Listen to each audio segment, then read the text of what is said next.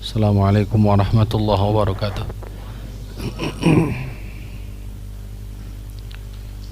Innal hamdalillah nahmaduhu wa nasta'inuhu wa nastaghfiruh wa na'udzu billahi min shururi anfusina wa min sayyiati a'malina may yahdihillahu fala mudilla lahu wa may yudlilhu fala hadiya lahu. Asyhadu an la ilaha illallah wahdahu la syarika lah wa asyhadu anna Muhammadan abduhu wa rasuluh wa safiyyuhu wa khaliluh. Allahumma salli ala Muhammadin wa ala ali Muhammad kama sallaita ala ali Ibrahim innaka Hamidum Majid wa barik ala Muhammadin wa ala ali Muhammad kama barakta ala ali Ibrahim innaka Hamidum Majid. Allahumma anfa'na bima 'allamtana wa 'allimna ma yanfa'una wa zidna ilma. Allahumma inna nas'aluka al-huda wat-tuqa wal-'afafa wal-ghina. Allahumma inna nas'aluka ilman nafi'a wa rizqan thayyiba wa 'amalan mutaqabbala. Allahumma amin. Hadirin rahimakumullah, kita panjatkan puji dan syukur kita kepada Allah Jalla fi'ulah.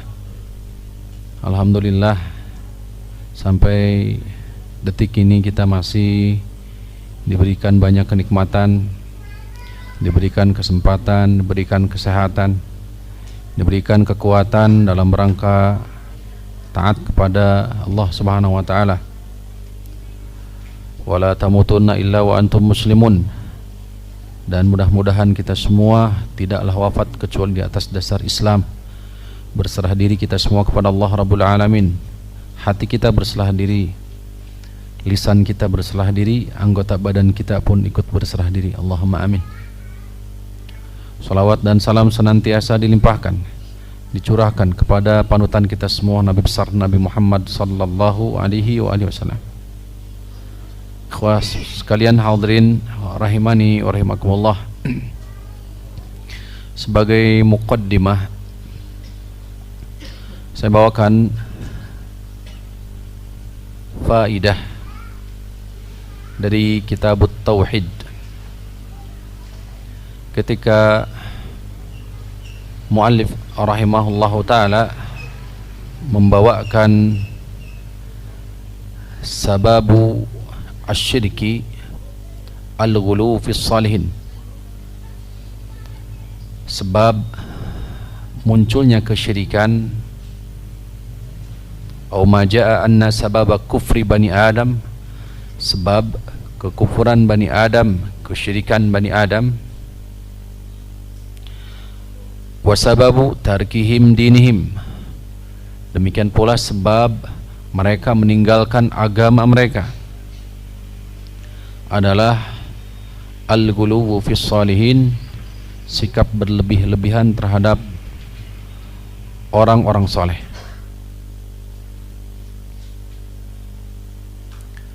Di antara faidah yang bisa kita petik, pertama, ada dua yang ingin kita sampaikan. Pertama, ikhwafillah hadirin rahimani wa rahimakumullah, jibillatul adami fi kaunil haqqi yanqusu fi qalbihi.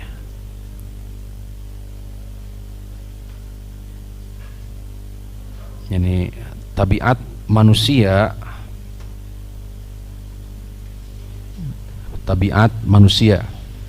atau dasar manusia, pembawaannya manusia, karakteristik manusia, dikatakan manusia maka termasuk kita kaum mukminin, wabil khusus fi kaunil haqqi yanqusu fi qalbihi. Ketahuilah bahwa di antara tabiat manusia, kebenaran hak yang ada di hati akan terus berkurang. Keberadaan hak kebenaran yang ada di dalam hati itu akan terus berkurang.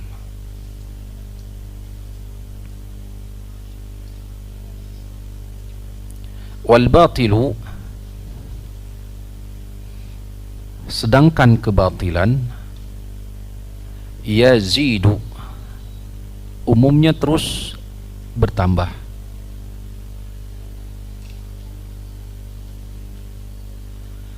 Saya berikan perumpamaan, hadirin rahimani wa rahimakumullah. Saya ulangi terlebih dahulu ya, supaya bisa dipahami. Di tabiat atau secara manusiawi, kebaikan, kebenaran, hak itu akan terus berkurang yang ada di hati itu. Sedangkan kebatilan akan terus bertambah. Saya bawakan hadis Rasul sallallahu alaihi wasallam sebagai taqribul fahmi, sebagai cara untuk mendekatkan pemahaman kita, lihat, kepada apa yang dibawakan oleh Syekh. Hadis Rasul sallallahu alaihi wasallam bahwa kullu mauludin yuladu alal fitrah. Hadis sahih. Setiap yang terlahir itu suci, fitrah, bersih. Fa'abawahu an yuhawidanihi au yunassiranihi au yumajjisani. Kedua orang tua lah yang merubah fitrah janin ini, manusia yang suci ini, menjadi sosok Yahudi, Nasrani ataupun Majusi. Pertanyaannya, kemudian nanti sandingkan dengan faedah yang tadi kita sampaikan. Bersihnya janin,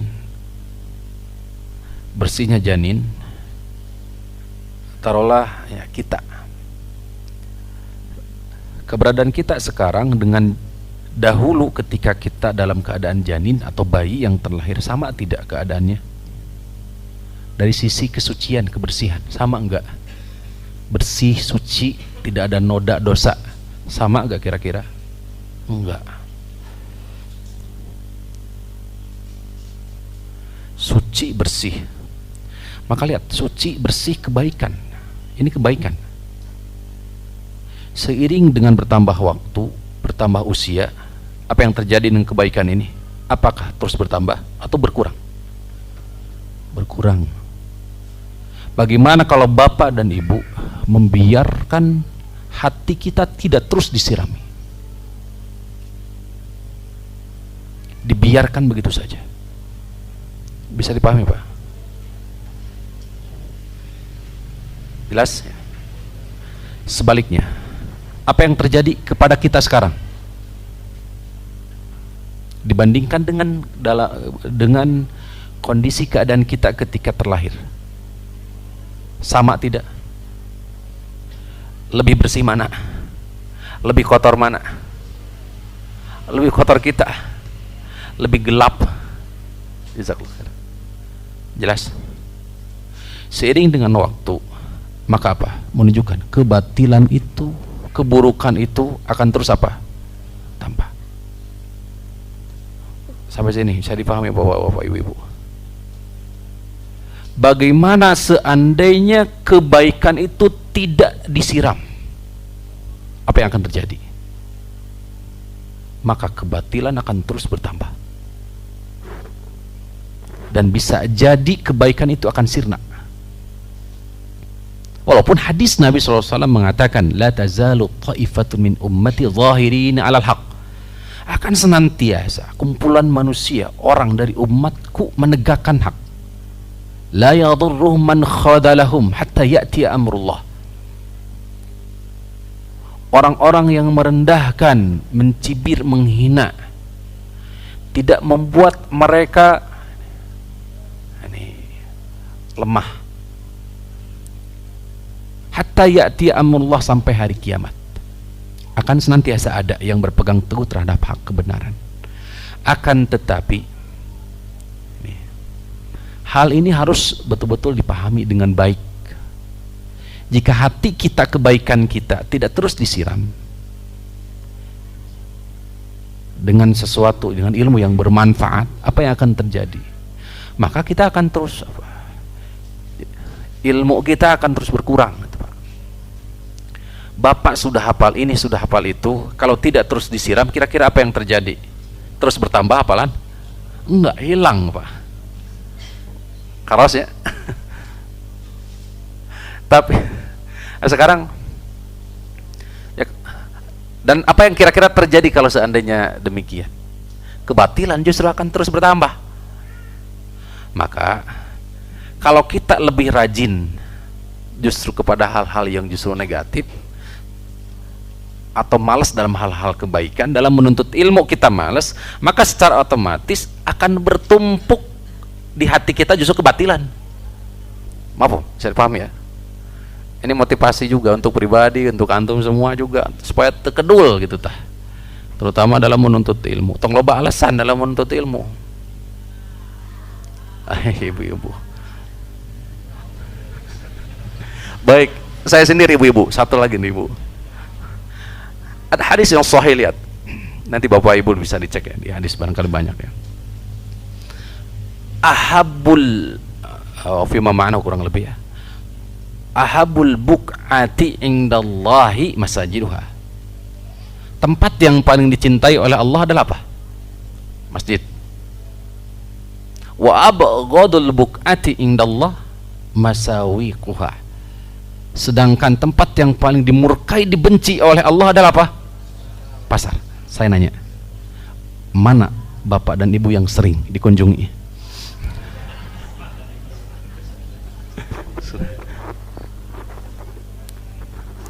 Definisi pasar apa? Transaksi ya, jual beli. Rukunnya apa? Ada akid, akidan, ada penjual, ada pembeli. Terus ada sil'ah, barang yang diperjualbelikan. Ada sighah atau ijab qabul. 3 terutama. Jelas ya? Di HP kita ada marketplace. Jelas? Itu pasar. Apa tanda hari kiamat? Semakin berdekat pasar, semakin berdekatan, mendekat. Bukan saja pasar tradisional, pasar modern, termasuk pasar. Sekarang bapak dan ibu banyak interaksinya kemana?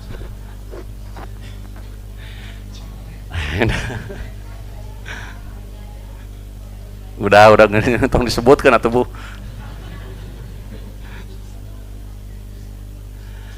Tahu nggak bapak ibu, kenapa Rasulullah menyebutkan 2 hal ini? Satu, paling dicintai, pahalanya gede banget, banyak banget. Tanda iman kepada Allah, tanda iman kepada hari kiamat. Innama ya'muru masajidallah man amana billah wal yawmil akhir. Orang yang memakmurkan masjid. Langkah, setiap langkah kaki diangkat derajatnya, kesalahannya diletakkan. Doa malaikat, Allahumma ighfir lahum, Allahumma arhamhum.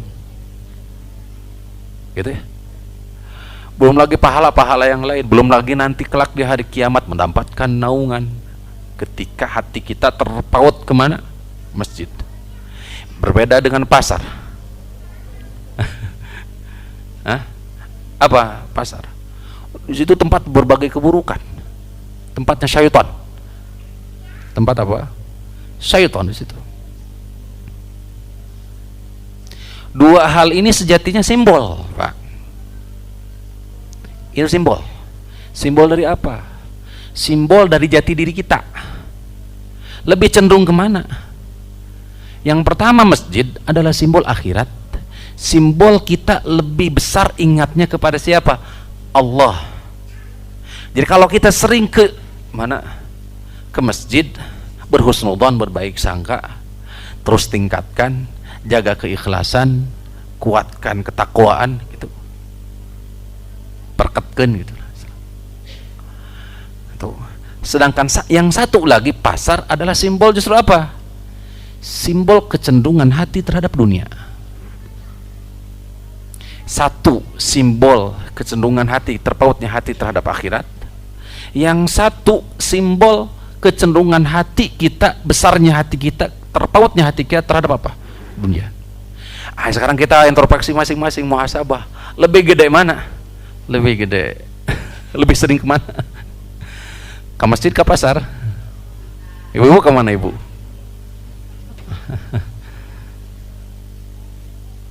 Baik, kita kembalikan lagi ke poin yang pertama tadi ya. Jadi subhanallah bapak ibu-ibu, tabiat kita kalau ada punya kebaikan di dalam hati kita itu sejatinya terus berkurang. Makanya jangan merasa aman, kudu harus terus disiram, kudu terus istiqomah di atas kebaikan dalam ilmu. Kalau enggak, maka justru yang terus bertambah itu adalah apa? Kebatilan. Satu, saya tadi janji dua ya. Satu lagi, kata beliau, anna sababa dzalika kullihi mazhul haqqi wal batil. Sebab muncul kesyirikan, kebid'ahan, kemaksiatan pada umumnya disebabkan karena bercampurnya hak dan batil. Sebab munculnya, terjadinya kesyirikan, kebid'ahan, kemudian kemaksiatan dan lain sebagainya, itu disebabkan karena mazjul haqqi bil batil. Bercampurnya apa? Hak dengan kebatilan. Kaum musyrikin ketika menjadikan Lata, Uzza, Manat, Suwa sebagai sembahan, syubhat mereka adalah tawassul, liyuqarribuna ilallahi zulfah, agar kami lebih dekat dengan siapa? Allah, sedekat-dekatnya. Maaf ya. Demikian pula dalam konteks ini ubadul kubur, para penyembah kuburan, syubhat mereka bercampur antara hak dan batil, yaitu apa? Ziarah dalam bab konteks ziarah, dalam bab tawassul, dalam bab tabarruk, dalam bab bersyukur. Ini hak, di satu sisi ada batil. Ketika bercampur hak dan batil yang diangkat oleh mereka, dan ini ada iblis sejatinya, syaitan sejatinya. Syaitan itu sejatinya terus mengganggu kita karena mengikuti aliran darah dan keberadaan mereka dengan waswas al-khannas itu, dimana syaitan itu berada di hati kita, mulut dia itu ada di hati kita. Kalau kita sedang ingat kepada Allah, maka khannasa, dia akan apa? Membisikkan, uzkur kaza, uzkur kaza, uzkur kaza, sebut ini, sebut ini, sebut ini. Kalau kita lalai, maka apa? Waswasa. Bahkan di redaksi yang iltaqoma, hati kita akan ditelan oleh siapa? Syaitan. Ditelan oleh syaitan. Jadi selama hati kita masih berfungsi, jantung kita masih berfungsi, syaitan akan senantiasa ada. Aliran darah masih ada, maka syaitan senantiasa akan mengganggu kita. La'ughwiyannahum ajma'in, kata mereka, illa ibadaka minhumul mukhlasin, kecuali hamba-hambamu yang ikhlas. Maka tugas kita adalah memperkuat akidah agar kita ini kuat menghadapi godaan siapa? Syaitan. Karena tipu daya syaitan itu sejatinya lemah. Ikhwah fillah hadirin rahimani rahimakumullah, kita lanjut biidznillah taala ya. Itu muqaddimah Arkanul Islamil Khamsah. Kita membahas tentang penjelasan seputar rukun Islam yang 5. Rukun Islam yang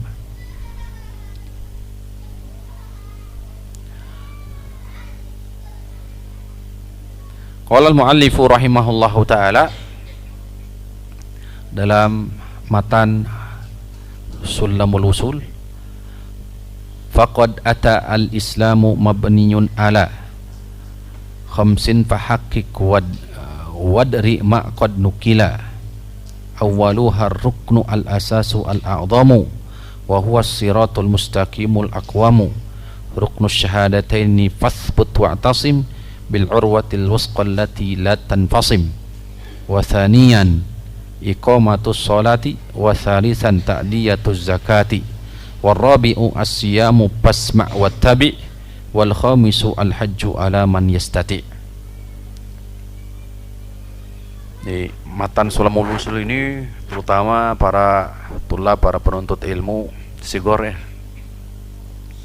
baiknya memang dihafal, bagus, karena mencakup seluruh pembahasan akidah Ahlus Sunnah wal Jamaah.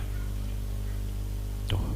Bahkan sebaiknya memang bagus dijadikan sebagai materi sebenarnya di mana, di pembelajaran pesantren, itu bagus sebenarnya.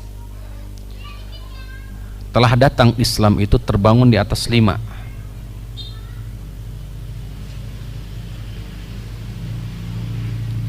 Hadihi arkanul martabatil ula, martabatul Islam. Kita membahas tentang tingkatan atau rukun Islam. Atau kemarin kita angkat bahwa Islam itu terbagi menjadi 3 tingkatan. Ada Islam, ada iman dan ihsan. Sekarang kita masuk di martabat tingkatan pertama, yaitu Islam, di mana Islam memiliki 5 rukun.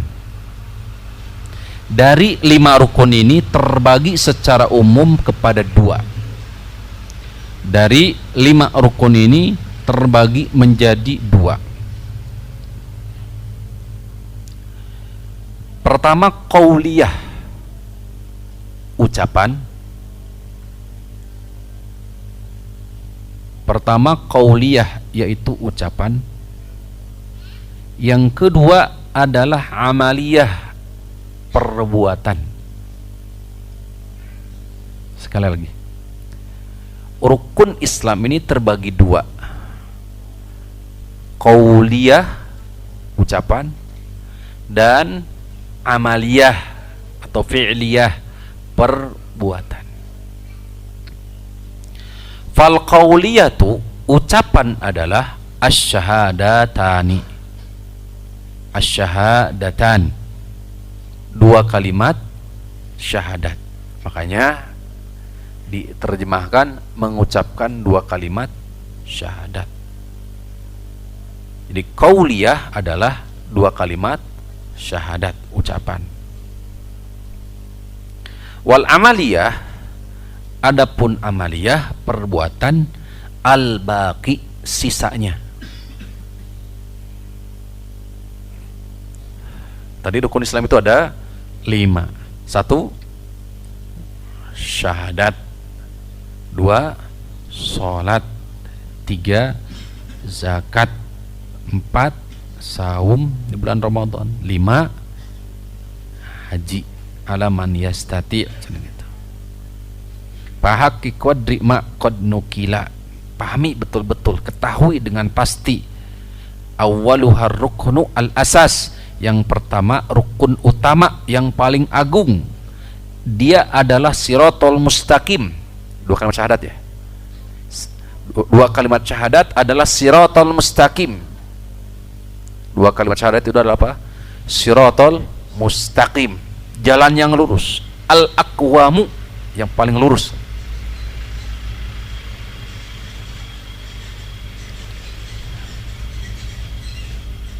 Ruknus syahadataini fasbut wa'tasim bil urwatil wusqa, maka peganglah, berpegang teguhlah dengan tali yang kuat, allati la tanfasim, yang tidak akan terurai. Baik, tadi amaliyah itu sisa dari 2 kalimat syahadat. Wahia salah satu aqsam, amaliyah ini terbagi menjadi 3. Saya ulang dari awal. Rukun Islam ada 2. Qauliyah, ucapan. Yang kedua, amaliyah. Qauliyah, 2 kalimat syahadat. Amaliyah, perbuatan, adalah sisanya. Berarti dari sholat sampai ibadah haji. Sholat, zakat, saum, ibadah haji.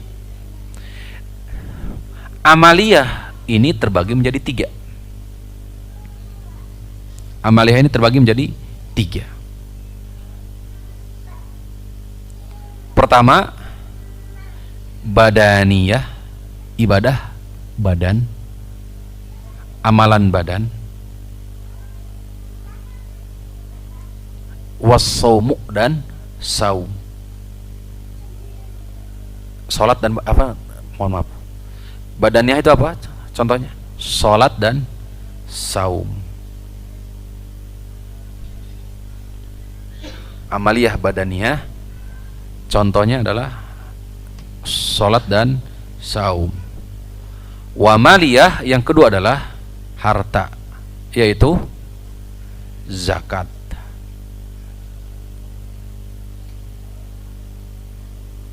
Yang ketiga amaliyah badaniyah maliyah. Badaniyah dan maliyah, yaitu ibadah haji.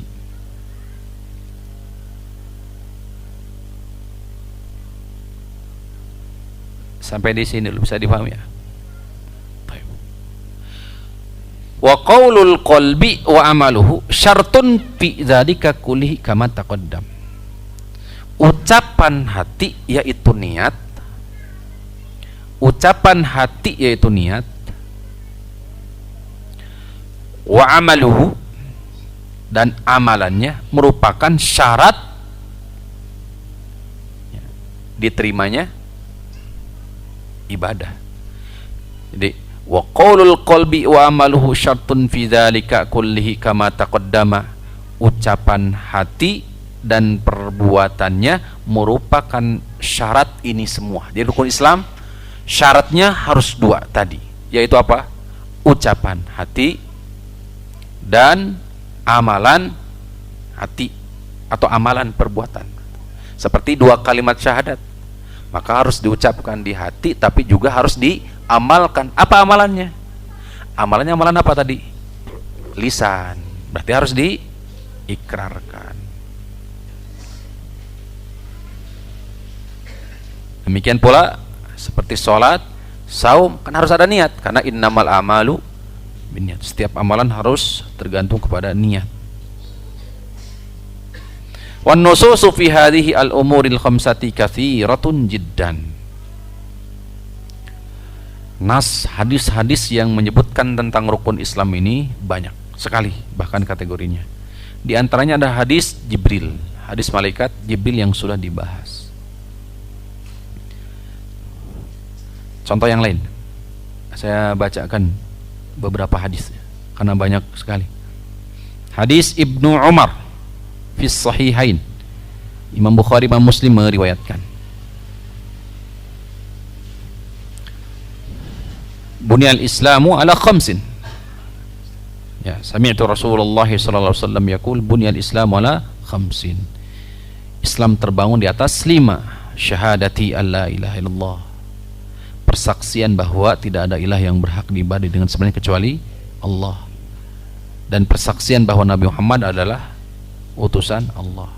Menunaikan salat, membayar zakat, menunaikan haji ke Baitullah, wassaumi Ramadan, dan saum di bulan Ramadan. Hadis Ibnu Umar.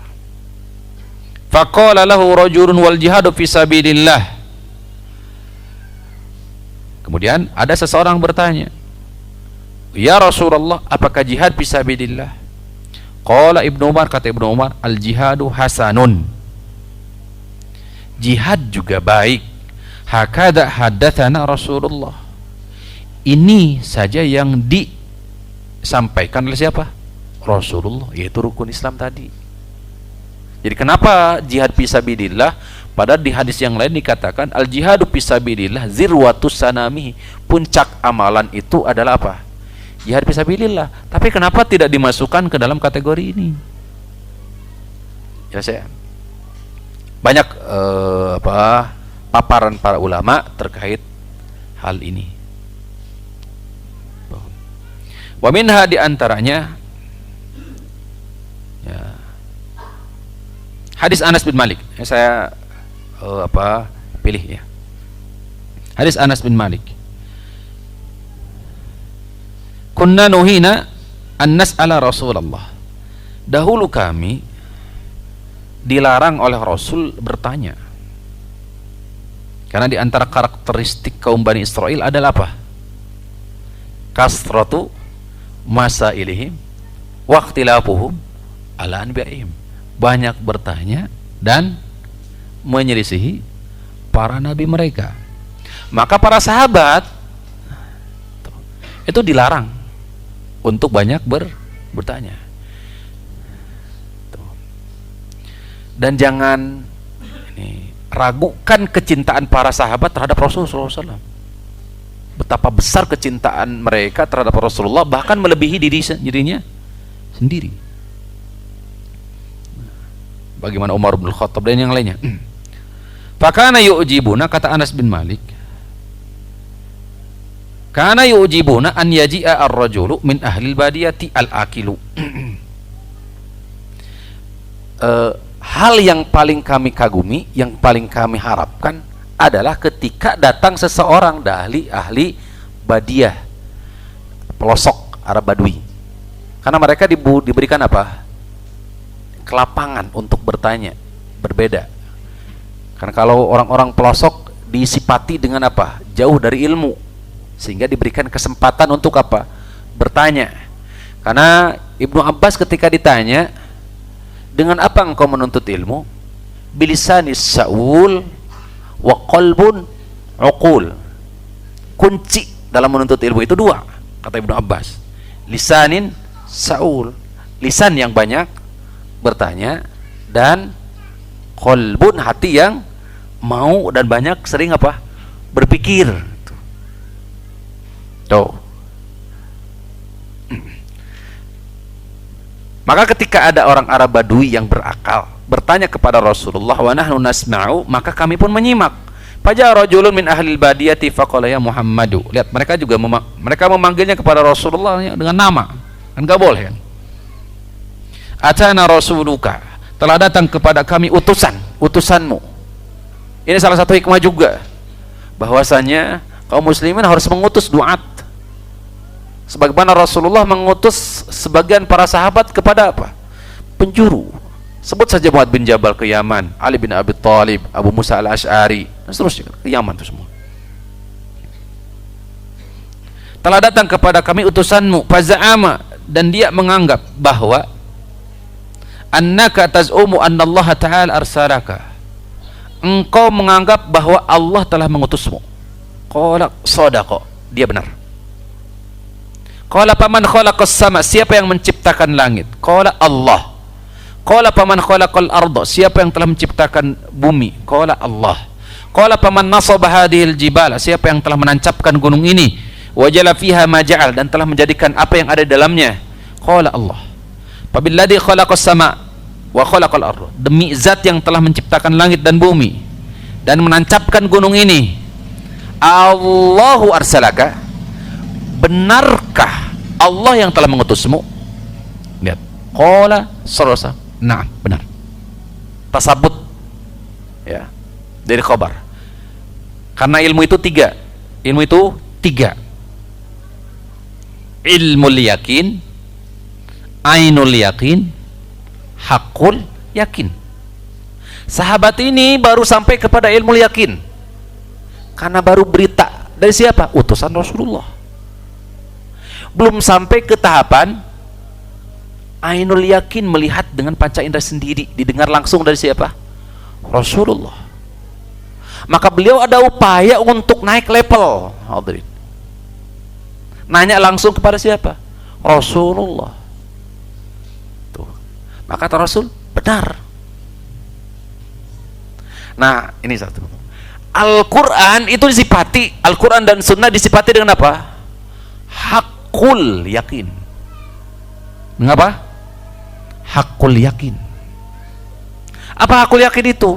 Bukan saja berita, tapi juga panca indrawi kebenarannya pasti. Al-Quran dan Sunnah itu sifatnya adalah hakul yakin. Sehingga ini i'tiqad Ahlus Sunnah wal Jamaah, dan inilah retorika yang benar sejatinya dalam memahami Al-Quran dan Sunnah. Bukan Al-Quran istilahnya apa? Dengan logika atau akal. Akan tetapi sejatinya akal kita harus mengikuti apa? Al-Quran. Karena yang memberikan kabar, menyampaikan informasi adalah siapa?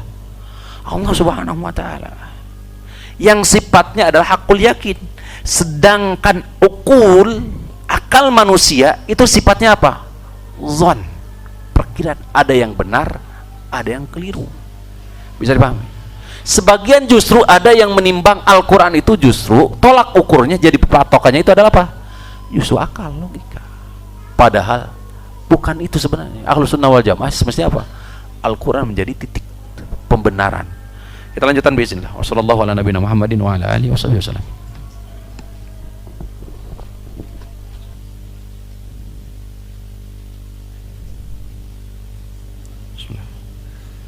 Alhamdulillah wassalatu wassalamu ala Rasulillah wa ala alihi wa sahbihi wa man ihtadahu bihudah. Amma ba'du. Kita lanjutkan kembali hadirin.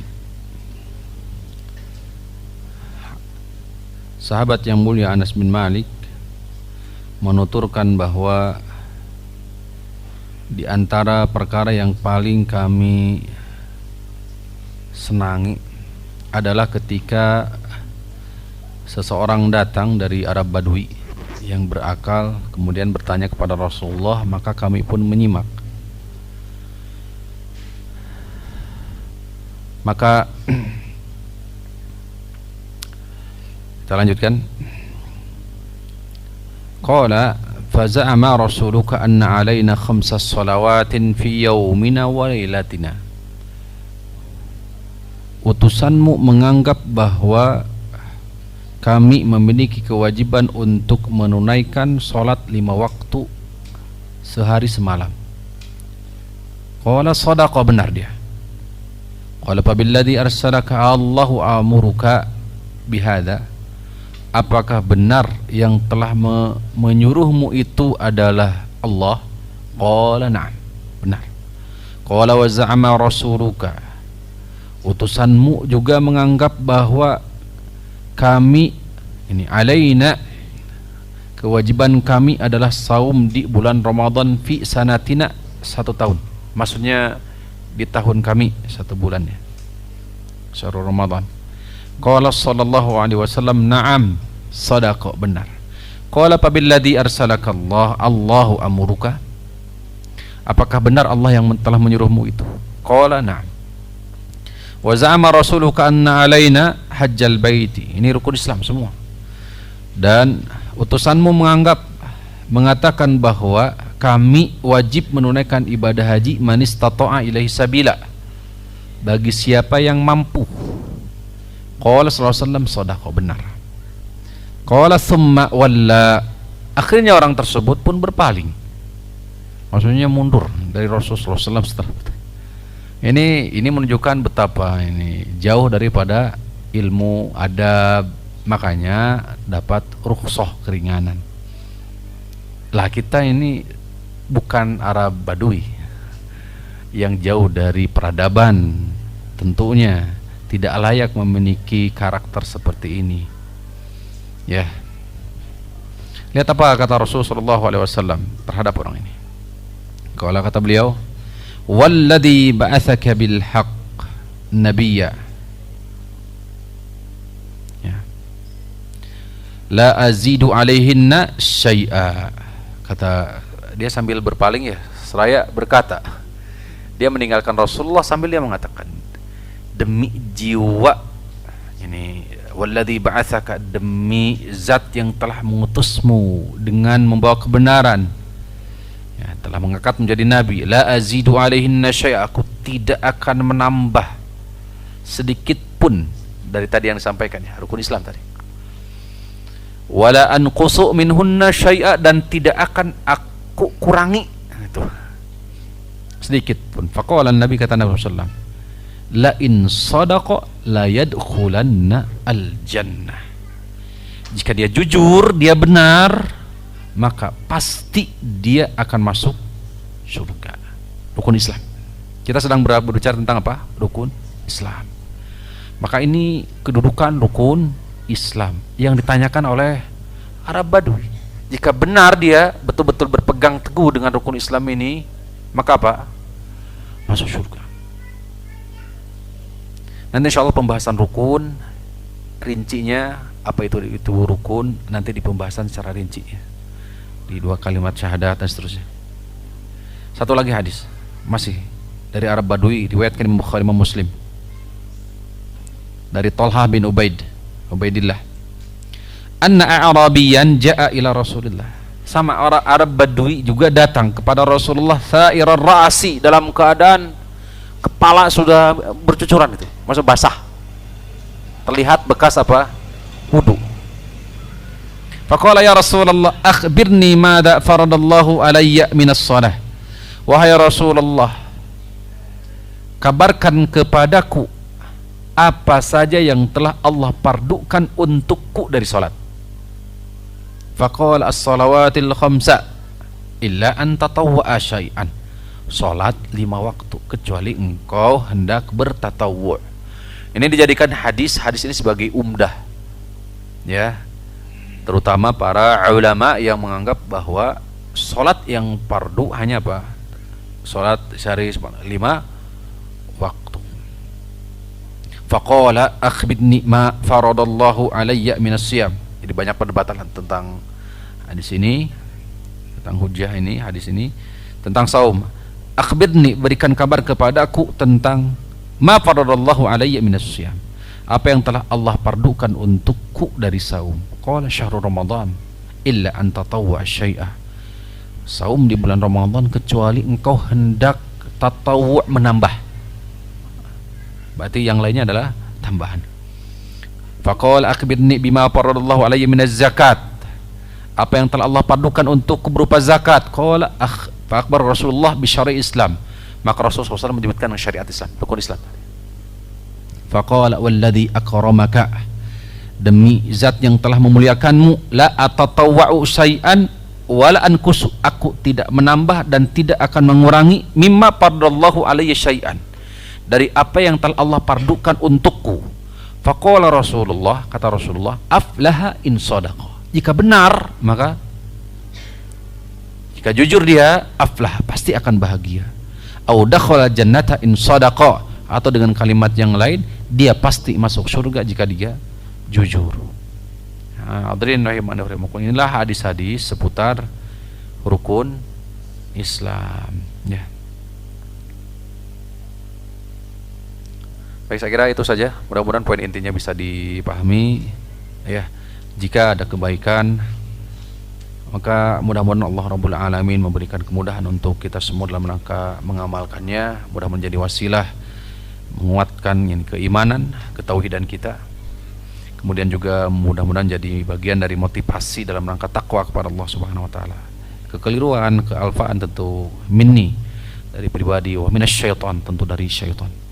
Wassallallahu ala nabiyina Muhammadin wa ala alihi washabihi wasallam. Subhanakallahumma rabbana wa bihamdika asyhadu an la ilaha illa anta astaghfiruka wa atubu ilaik. Assalamualaikum warahmatullahi wabarakatuh.